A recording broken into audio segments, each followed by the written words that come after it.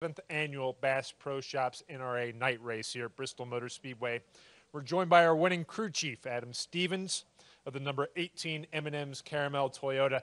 Adam, your Camry led 156 laps tonight with a dominant driver behind the wheel. How refreshing is it to see this 18 team really hitting its stride right now? Yeah, it's good in a couple ways. Traditionally, as a team, I feel like we come out of the box strong each year and able to chip away a couple wins early, and we had the speed to do it early this year, but daggone it, we just couldn't capitalize. And still showed the speed here through the summer stretch, but we're starting to be able to put some races together, and it feels really good. Okay, we'll open the floor for questions. If you have a question for Adam, we'll get a wireless microphone to you. We'll start with Kelly. Kelly Crandall, Racer.com. Adam, did Kyle seem different tonight, attitude-wise? He seemed really calm, really focused on the radio. I think at one point he said, "Whatever you want to do, he'll try." Was that any different for him? Maybe coming in, knowing what was on the line, he just seemed a little bit more focused and calm about the night. I could see why you would say that, but he as the races go on and we get closer and closer to the chase, he seems to find another level of focus, and I think we saw a little bit of that tonight. This is a big deal to him. Winning a race is a big deal, but he was definitely focused and had his eyes on the prize. Go next to Nate and then to Bob. Nate Ryan, NBC Sports. Adam, on your left. Were pit stops a beat off tonight? Was that the crew? Was it something with the car, or was there just something going on there? No, the car pit fine. Pitability-wise, we keep up with that and check it at the shop and check it again at the track, and everybody was happy with how everything drooped out and how the tires came out. We just missed a little something on pit road. One time we had an issue on the front, one time we had an issue on the back, and I feel like we're about half a step off there, and we're going to have to clean that up heading into the chase for sure. We're now joined by our race-winning owner, Joe Gibbs, of the number 18 M&Ms Caramel Toyota. Coach, wow, what a race tonight, and a fantastic accomplishment by Kyle, pulling off the weekend sweep. Please walk through what that means from your perspective. Well, I just think it says a lot about Kyle, and I always reflect back to everybody back home that works on the cars. We got a whole group there that everybody touches the cars, front office, and everybody working together. I know Adam really appreciates their effort and dedication.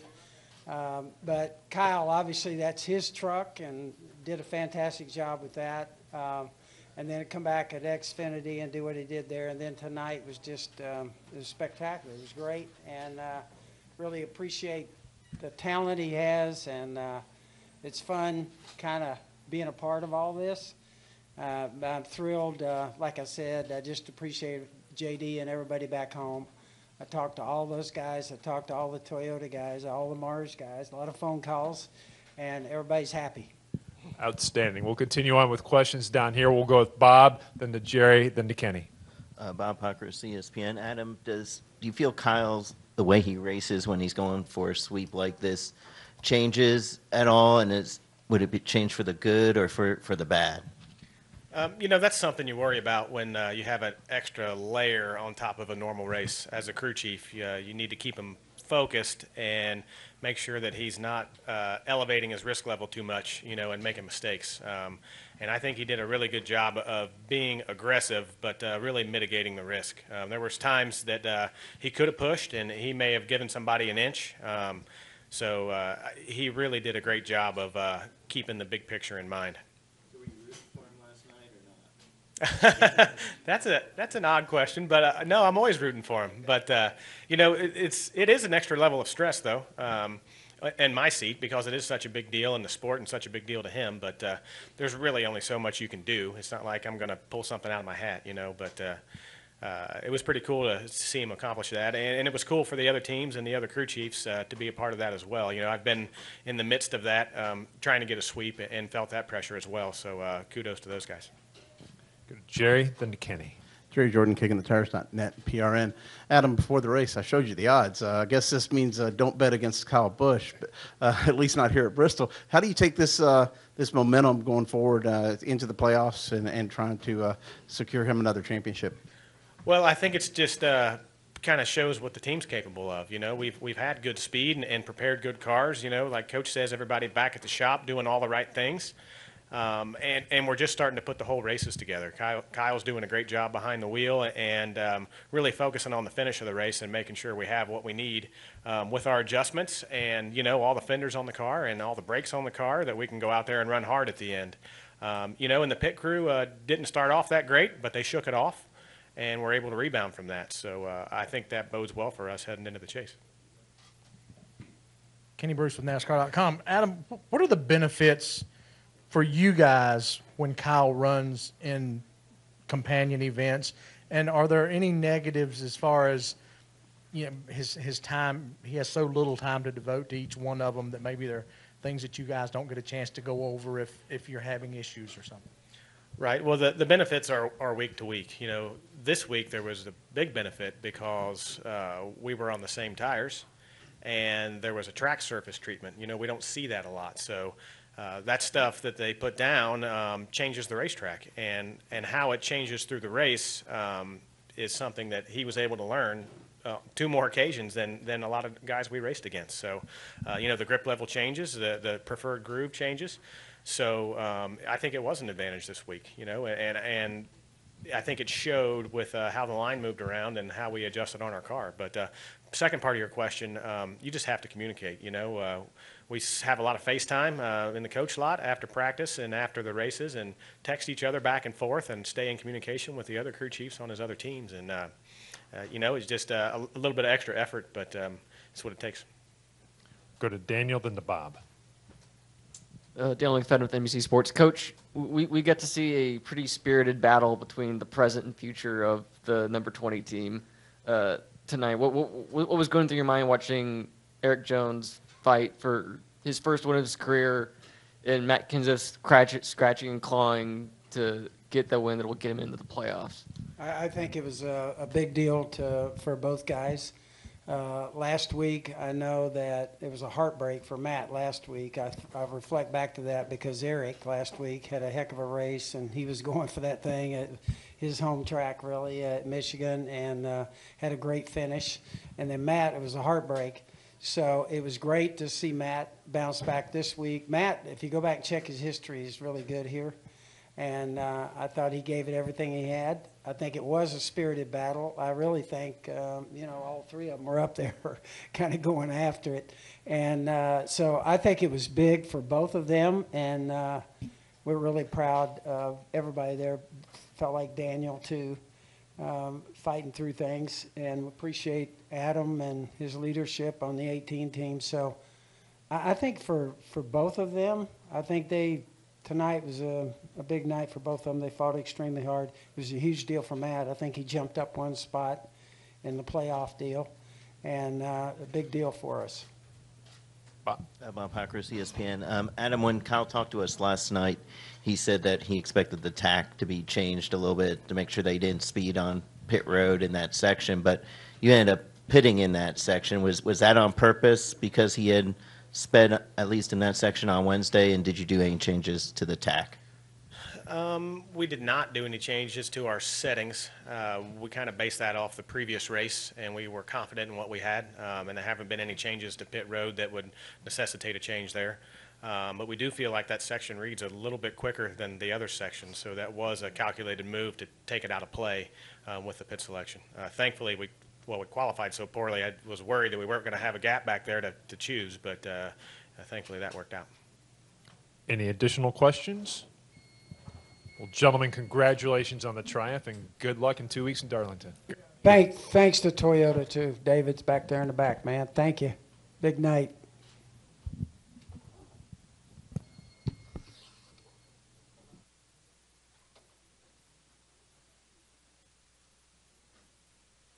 We are joined by the winner of the Bass Pro Shops NRA night race, and that's none other than Kyle Busch, driver of the number 18 M&Ms Caramel Toyota Camry for Joe Gibbs Racing. Tonight was Kyle's 40th win in the Monster Energy NASCAR Cup Series, which ties him with NASCAR Hall of Famer Mark Martin. And it was also his 180th NASCAR National Series victory. And most importantly, he swept the weekend here at Bristol. What is the secret to your success here, good sir? This ain't the place to talk about that.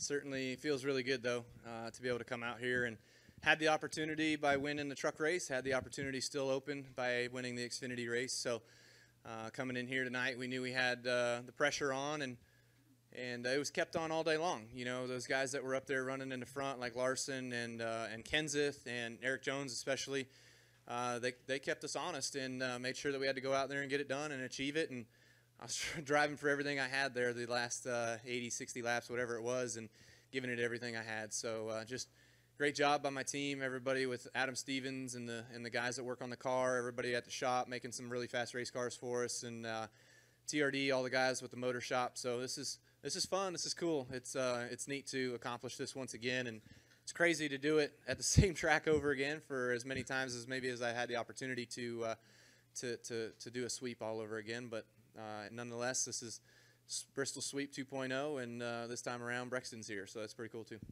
Good deal. We'll open the floor for questions. We'll start with Jeff, and we'll work our way around.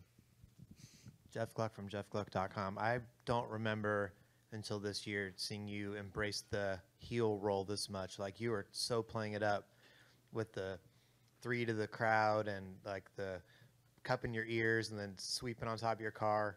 Are you like getting more comfortable with that role? And like, I feel like you earlier in your career you sort of fought against it, and now you're just like, bring it on. Is that accurate at all?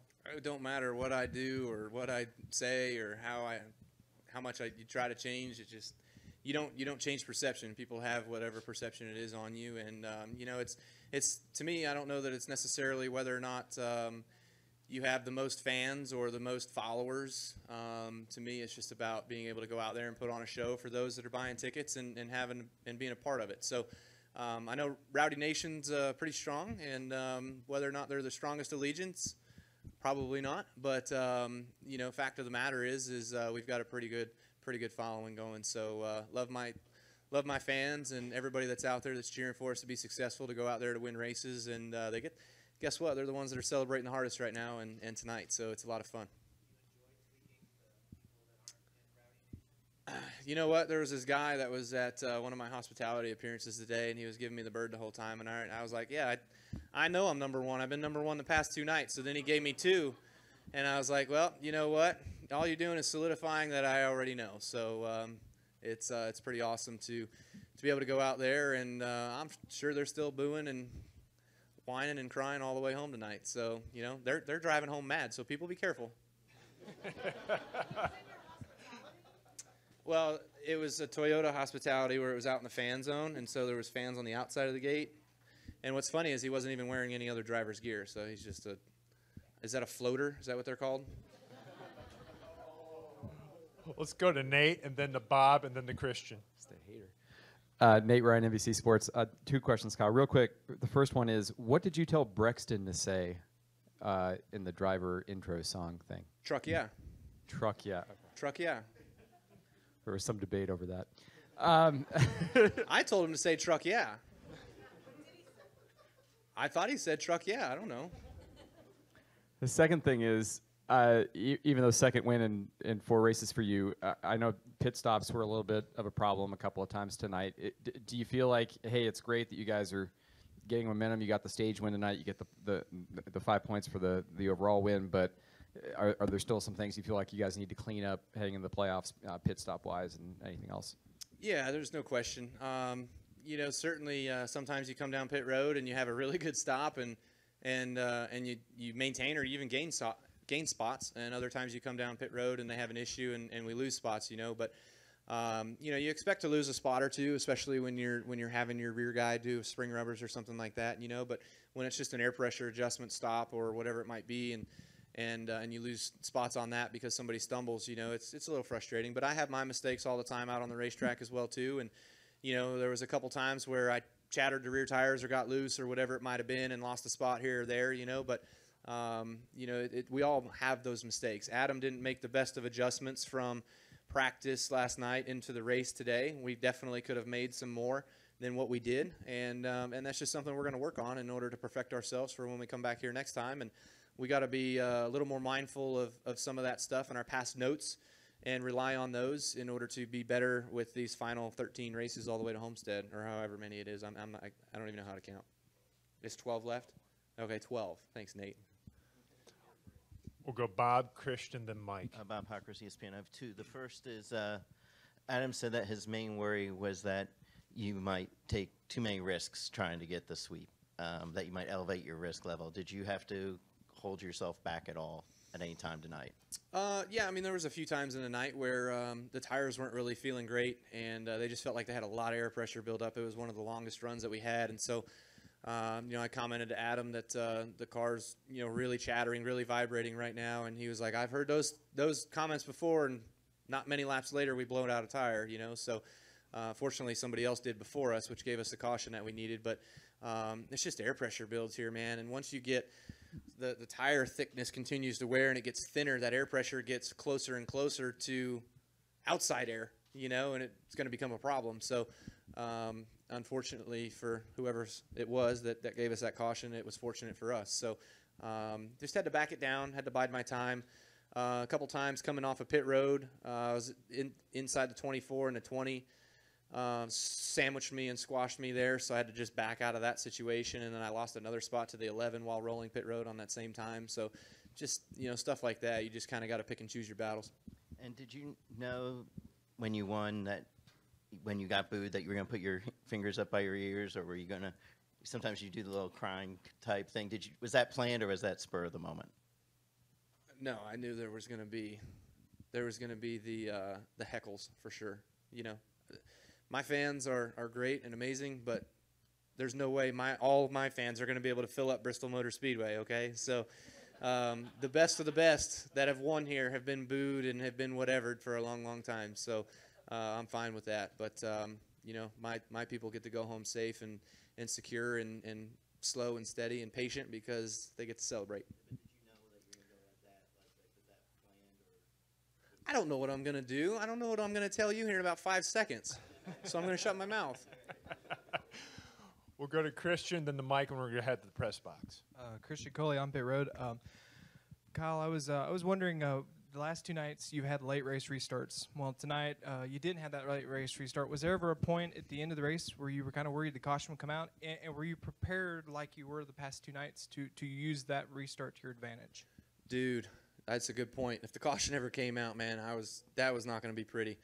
And I say that because the tires were just so wore out. The tires were just killed. I mean, if the caution would have come out in the last 10 laps, you were going to have to stay out. Like, I don't know that you would have came in and pitted. You would have just taken the chance that you could just burst off on the restart, get enough clean air, get enough space that those with fresh tires couldn't catch you. So I'm fortunate and thankful that there wasn't a late race caution that I had to deal with. And because yesterday's was the car was really evil for the last 10 laps that we had to run it there. So that was fortunate, and I was kind of worried more so that Eric was going to be able to run us back down and get back to us because he was just really, really good and really, really fast around the bottom and looked a lot like myself here years ago when I was really good and patient with the bottom and being able to work down there all day long and be able to pick off cars. And when anybody'd go to the top, I'd just be like, "Thank you, see you later." That's kind of what Eric looked like tonight. So he was really impressive to me. I wish I had more of that for the bottom, but we just didn't. Our car was better up top. Mike Hembree, USA Today. Two things. After the race, Larson tweeted, "Love him or hate him, I feel he is the most talented driver I will ever witness in my lifetime." What? With a goat? There's goat emojis? Right. How does it make you feel to hear that from another successful driver? It's awesome. I appreciate that. It's definitely, an honor, a humbling statement. Larson is obviously arguably one of the most talented guys as well, too, to hit our sport in a long, long time, and people will continue to say that about him as well. So it was fun racing with him earlier in the race. There were times where we were racing real hard side by side, and I was bottom and he was top, I was top, he was bottom, wherever. We were all over the place, right? And we're coming down. I got a run through 1 and 2 on him, and we're coming down the backstretch, and I got a nose ahead of him, and I'm like, I'm going to slide him in turn 3 here. And then I was like, you cannot slide a slider. Like, there's no way. You cannot slide Kyle Larson. So I was just like, nope, never mind, got to run the bottom. So, there's other guys that you can do that to, but Larson is not one of those guys. So he don't care, though. He'll throw it in on you, and sometimes one of these days it'll bite him. But you know, you just know that he's giving it everything he's got, and that's just that. I think it's that sprint car mentality. You always think that that guy that you're racing around sometimes is going to give it to you and is going to save your butt. But he'll find one of these days that don't always happen. And what are you doing next week? Are you looking for 3 or 4 races to run somewhere to? Or No, I actually I ran out of my quota. My wife told me that I'm done, and the rest of the year it's just I got Xfinity race at Richmond, and the rest of the year it's just Cup stuff. So everybody will be thrilled. Yeah, we're going on vacation, so we're out. We're going to go upstairs to the press box. Chris Knight, catchfence.com. Mike Henry stole my question, but Kyle, I was just curious about the contact on pit road with Matt Kenseth. Were you worried that would affect the car in any way?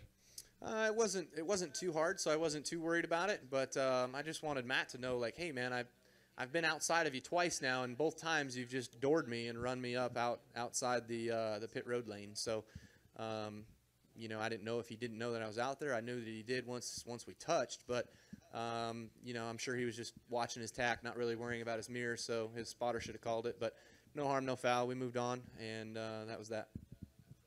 Come back downstairs here to Camden, and then we'll go to Jim, and then to Daniel.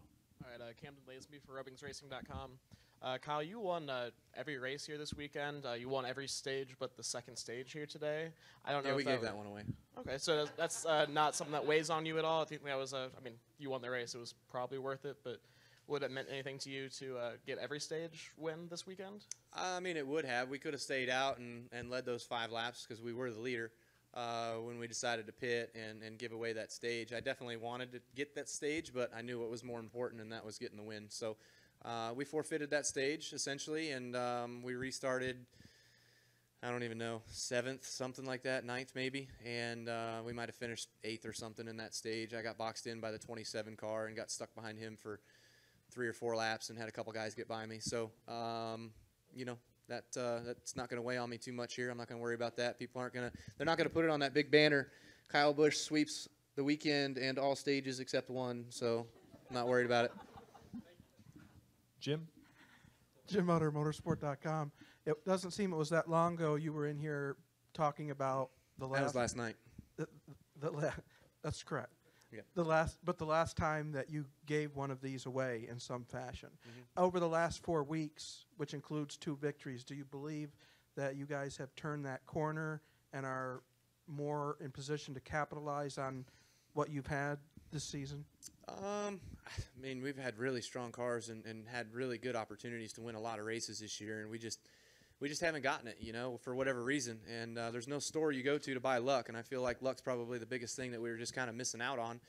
And it's just kind of starting to turn around a little bit. You know, things are going a little bit better in our direction. Some of those lucky breaks are kind of floating our way rather than somebody else's way, and that's just kind of the way it goes, you know. So take them when you can get them is kind of my mentality, and man, it is so frustrating, though, for this season to be as fast as we've been and as competitive as we've been, and the opportunities that were there for us to be able to score the victories and to not get those, that, man, it just makes you really literally want to pull all your hair out. And so, you know, being able to score the win just kind of relieves all that, like, okay, you know, I can still do this. I mean, people look at me probably like I'm crazy. I win a lot, but, you know, it's so hard to win these cup races that when these ones slip away, it definitely makes you way, way angrier than the other ones.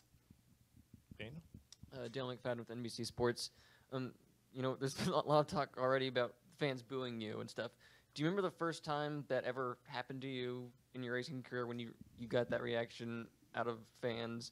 And also, you swapped the lead with Eric Jones 10 times tonight. Your history together is well documented. What was it like for you to be fighting like that with him for a win at this level for the first time like that? Yeah, so as far as the booing thing goes, I definitely remember my first Xfinity Series start for sure. I just can't remember before that if I was, I mean, I'm sure there were boos, but, you know, literally when I was at my local short track, I won 10 out of 15 races in 1 year in my late model, and, you know, driver intros were not always very pretty. So, you know, the locals at my local short track didn't like me because I won too much. But I got on the Xfinity Series scene back in 2003, and for my first Xfinity Series start, I can remember it vividly. I qualified 3rd in Joe Nemechek's car. It was the '87 Ditech car, and I went through driver intros, and I got booed. And I was just like, why? Wait, what? I haven't even been here yet. Like, give me a chance. But my brother ruined that for me. So I started out at a deficit already, and I've definitely gained positive, but there's definitely still going to be those that want to be loud. So I've always just kind of gone under the notion that they're just trying to say my last name and they can't finish it. Kyle here in center, James Pike, race What was the chaser. second one? Racing with Jones. Awesome. I mean, I love Eric Jones. You know, he's a phenomenal talent and a great race car driver, and we knew that a long time ago. And I don't know whether it's a good thing I found him or a bad thing I found him, because one of these days I'm going to lose to him and I'm not going to be thrilled, but I'm still going to congratulate him. So I thought today was actually going to be that day. But you know, he was awesome to race with. You know, for as fast as we were and for being up front, as for as much as he wanted to win and I wanted to win, we gave each other room. We never touched each other. It was always smooth. It was clean. It was great. You know, so I really appreciated that from him, and he's gonna win a lot. And Truex said it last week. I think, you know, there's no team orders, and his time will come. And when it does, he's gonna go on a roll. Kyle here in the center, James Pike, race chaser online at the Performance Motorsports Network. So you've gotten 2 of these weekend sweeps now. So I was wondering if you could kind of compare and contrast 2010 to this weekend, and then put this in historical context. Not only as being the first guy to complete the triple header, but to now do it twice at the same track. It's unprecedented in the history of the sport. Yeah, I think. Thank you. I think so too. I can't remember that far back, dude. I remember the truck race. I don't remember the truck race. I just remember what it is because I have the 3 cars in my showroom. Hey, Joe, I need this car, by the way. Okay, thanks. So somebody asked me, they're like, well, if you do the triple again, what are you going to do with the cars? And I'm like, oh, I'm getting them, that's for sure. And I guess the first triple is going to have to go up on the ceiling upside down and sit over the second one. So that's the plan. But anyway, see, I already got all this stuff figured out. The Xfinity race, I remember that was the battle with Brad. He was an idiot. And then the cup race was actually, I felt like, was one of the easiest cup races I had to win here. Crazy as that sounds, for as hard as these things are to win, but I just remember being like Eric Jones tonight, like just cruising around the bottom all night long, having a really fast race car, and just being able to do that, and everybody moved to the top and give me the bottom. I'd be like, thank you, bye-bye. And it was easy, you know. And tonight I kind of felt that way a little bit in the beginning part of the race when I was coming up through. And once I got to about 4th, I slowed down. You know, I wasn't able to pick off the top 4 as quick as I would have wanted to, and they were really good. They were really fast. So, you know, I just think that having a dominant truck this time around was pretty special. Having people say it was a dominant Xfinity car. It was fast. It just didn't feel great, but it was fast. So maybe everybody was just feeling pretty bad. And then tonight, I've never driven so hard in my life for the last 60 laps. I mean, literally, I got out of the car and felt like I didn't want to, you know. So it was really, really hard to maintain that pace up top and to feel everything that you're feeling and to trust yourself that I'm feeling the car loose, getting into the corner, sliding the rear tires, but I'm tight in the center, so I'm like, got to go up on the track bar, you know what I mean, and keep the thing free rolling and keep the momentum going. And that's hard to tell yourself to do, you know, because any little moment, any little slip, you can be right in the fence, especially running that high that fast. So, and knowing that Eric Jones was catching me, you know, so I had to make sure that I couldn't just sit there and pace myself. It was all she was worth. Kelly? KellyCrandallRacer.com. Kyle, has there ever been a moment in your career with some of the things you've done, whether it's the triple, coming back from an injury and going on the playoff run that you've done, or just all these wins across all 3 series? Has there ever been a moment where you've kind of had a moment where you're like, I can't believe I've done that, or I can't believe I accomplished that? Have you ever had that? I'd say the 2015 Homestead was. You know, we were really good that weekend. We were really fast, and we knew Harvick was one of the most dominant cars that season, and we had to race him for the championship. And so we were in front of him. I think we were running 3rd. I think Brad was leading, Larson was 2nd, and I was 3rd. And you know, we were just kind of cruising home to finish the season to win the championship. We were going to finish 3rd. And we were actually gaining on the leaders, and we were pulling away from Kevin. And Adam was telling me, he's like, hey, man, slow down. Like, we don't have to catch those guys. We do not have to win this race. And then the caution came out, and then we all came to pit road and did the pit stops and stuff. And then all of a sudden it became, we have to win this race. And so to go out there for my team to bust off a really fast stop, we came off pit road second. Brad chose the bottom, which was crazy, and I got the outside and just rolled the outside on him on the restart there. And then Kevin got the second, and I just remember looking up like, got to win it, got to go, got to push, got to keep fighting, and we won that thing. And that was one of the moments where it was kind of like, man, I can't believe it. I can't believe we were in a win situation, had to win, and we were able to come out with a championship through it. So that was probably one of the bigger ones. Jerry? Tonight was number 2. Jerry Jordan, kicking the tires.net and PRN. You mentioned the great ones getting booed, and then we talked about Kyle Larson's tweet. But have you really thought about where your place in the history of the sport will be when your career is over with? I mean, you're destined for the Hall of Fame, NASCAR. Have you thought about the ramifications of what your career will mean to future generations of NASCAR fans? Yes and no. I mean, I've kind of thought about it, I guess, but I've pretty much come to the notion I'll never win a fan vote. And for media votes, sometimes I can go either way. It kind of depends. So, depends on who I'm nice to or who I'm friends with. So, to me, I just let results and stats and stuff like that speak for themselves. And if you're going to be elected into a Hall of Fame based on what you've been able to accomplish, then I got that covered. Well, Kyle, enjoy your week off. You certainly earned it, and we'll see you in 2 weeks in Darlington. Thank you. Appreciate it. You have fun.